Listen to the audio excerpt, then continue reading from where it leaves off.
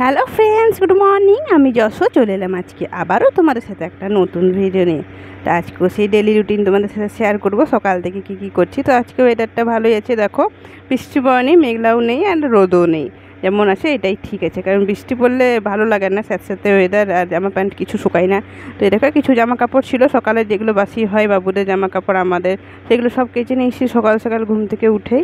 আর অনেকগুলোই কাজ হয়েছে, সব কিছু তো মানে দেখাতে পারি না, কারণ সকালে প্রচুর চাপ থাকে আমাদের। তো ঘরের কাজের কোনো শেষ নেই, সকাল থেকে যে কাজ চালু হয় একেবারে রাত শোবার পর্যন্ত কিছু না কিছু কাজ লেগেই থাকে আমাদের, তাই না? এটা প্রতিটা ঘরেই, আমার ক্ষেত্রে শুধু না, সবারই ঘরেই লেগেই থাকে কাজ। তো চলো আজকে এই যে কাপড় মেলা থেকেই তোমাদের আমি ভিডিওটা স্টার্ট করলাম, বাকি আরও কী করছি দেখতে থাকো। আর ছেলেরা তো দিনের দিন দুষ্টুমি করছেই। আর ছেলেদের সেই তোমরা অনেকে কমেন্ট করছো যে মাথার ঘাটা ঠিক হয়েছে কি না।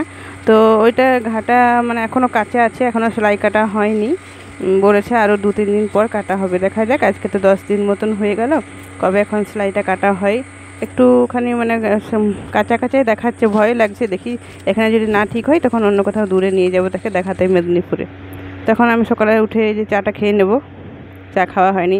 আর ব্রাশ করলেই মানে কাপড় কেচে এলেই আমার একটু চায়ের নেশা, তো মনে হয় কতক্ষণে চা খাবো। এই সকালে একবারই চা খাই, শীতের দিনে 2বার খাই, আগে 2বার খেতাম, এখন সেই নেশাটা ছেড়ে দিয়েছি এখানে এসে পরে। এখন বেটু আমার ঘুমাচ্ছে, দেখো বড় বেটু ঘুমাচ্ছে, ছোটো বেটু ঘুমাচ্ছে এটা, আর বড় বেটুটা দাদুর সঙ্গে ঘুরছে সকাল থেকে ঘুম থেকে উঠেই। এই যে ছোটো বেটু উঠে গেলো, ব্রাশ করছে, একলা একলা ব্রাশ করবে, আমাকে কিছুতেই করাতে দেয় না, জোর জবরদস্তি করে কোনো রকমে করাই। ভালো করে করো।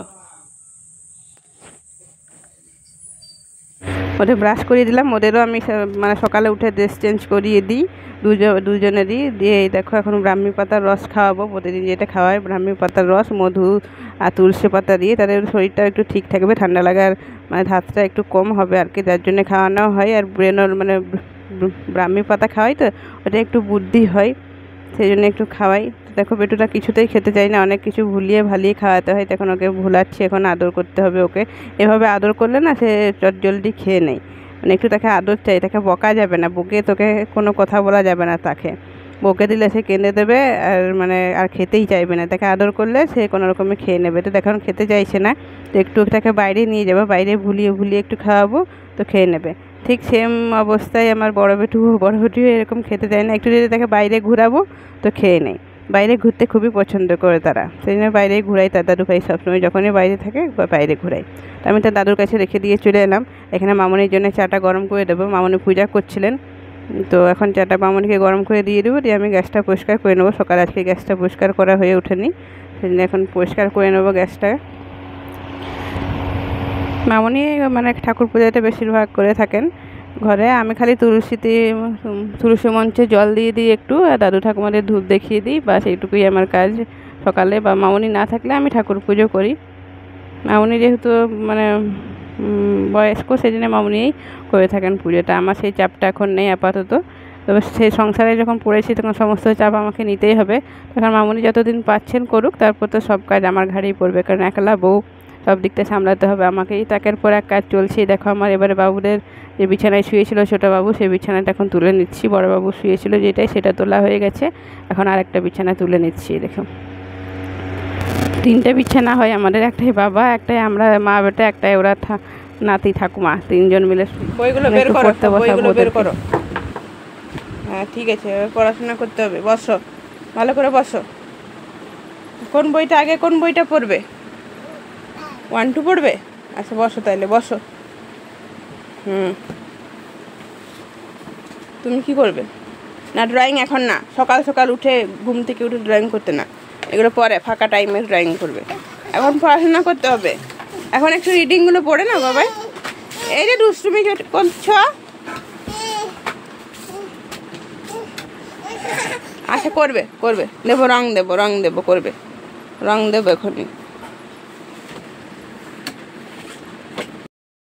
সকালে ওই যে বিস্কুট জল খাইয়ে দিই ওদেরকে, তারপরে এই যে এখন খাবার নিয়ে এসেছি, কর্নফ্লেক্স ঘেটেছি আজকে, প্রতিদিন নিত্য নতুন খাবার ঘেটে দিতে হয়। ওটসটা একটু তারা খেতে চায় না দুধে ঘেটে, ওটাকে একটু আমি মানে ট্রাই করি যেন একটু ডিম দিয়ে ভুজে খাওয়ানোর চেষ্টা করি, তবুও খেতে চাইছে না, ওটসটা হয়তো তাদের পছন্দ নয়।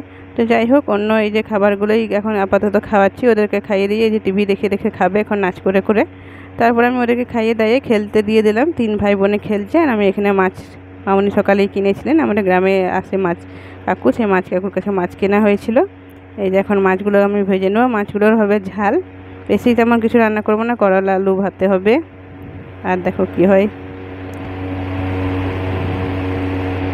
এই কালো কড়াইয়ে মাছ ভাজতে ভালো লাগে, এই না অন্য মানে কড়াই আমার দেখি লেগে যায়, মাছগুলো ভালো ভাজা হয় না। চলো মাছের ঝালে মাছ দিয়ে দিলাম, আমাদের 3 জনা 3, আর বাবুদের তো ভাজা খাবে। বাবুদের স্নান করানো হয়ে গেছে, আর এখানে করছে দুষ্টুমি। এই দেখো সারাক্ষণ এই বাস্কর উপরে চেপে থাকবে 2 ভাই, আর লাফাবে, বাস্কটাকে চ্যাপটা করে দিয়েছে এইটা করে করে। আর আমার অনেকগুলো জামা কাপড় আছে, এখন তুলে নিয়ে এলাম, সকালে যেগুলো কেচেছিলাম ওগুলোকে এখন ভাঁজ করতে হবে।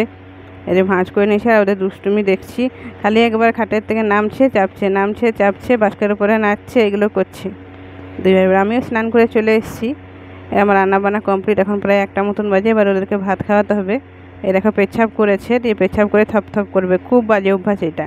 এখন চলে এলাম এবার বিকালে বাবা এই যে কিছু হাট বাজার নিয়ে এসছেন এখানে, সেগুলোকে ভালো করে রেখে দেবো এখন গুছিয়ে গুছিয়ে। কুমড়ো, বেগুন, আলু, পেঁয়াজ, আম, কলা, টমেটো, আরও কিছু ভুসিমাল বাজার নিয়ে এসছেন। তো এখন দেখো এই যে সন্ধ্যাবেলা এবার বাবুরা খেলছে।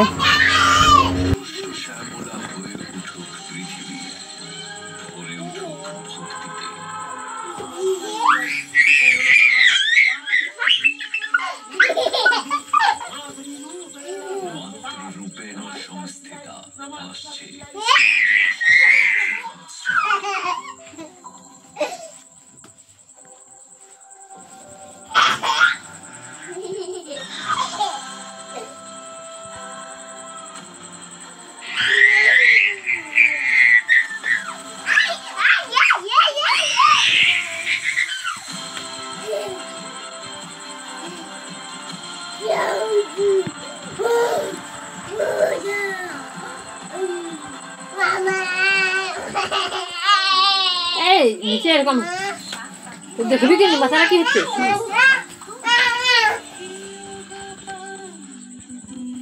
কামড়াবে।